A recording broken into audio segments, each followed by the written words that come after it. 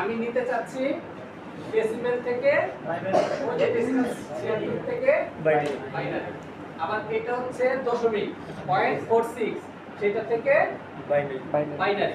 দেখো এই জায়গায় ডট ডট ডট মানে এটা থেকে এটা হচ্ছে পদ্ধতিতে গুণ পদ্ধতিতে আনতে হবে না, ফলে গুণ করতে করতে এটা দেখবো যে অনেক লম্বা হবে, দশমিকের পরে লম্বা হয় না অনেক সংখ্যা, ফলে এটা লম্বা হবে। একটা নির্দিষ্ট সময় পরে আমি স্টপ করে দেবো। বিট ধরো 1 2 3 4 5 বিট দিলাম, 5 বিট পরে আমি স্টপ করে দেবো। এটা চলতে থাকবে শূন্যর পর ডট ডট, ঠিক আছে? শূন্যর পর ডট।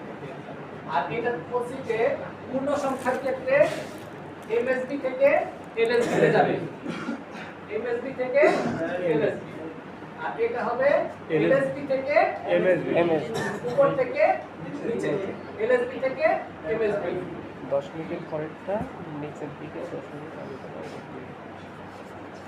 আচ্ছা এটা দেখো আগেরটা কি দেখছিলাম যে ডেসিমেল থেকে বাইনারি, এর পরেরটা দেখবো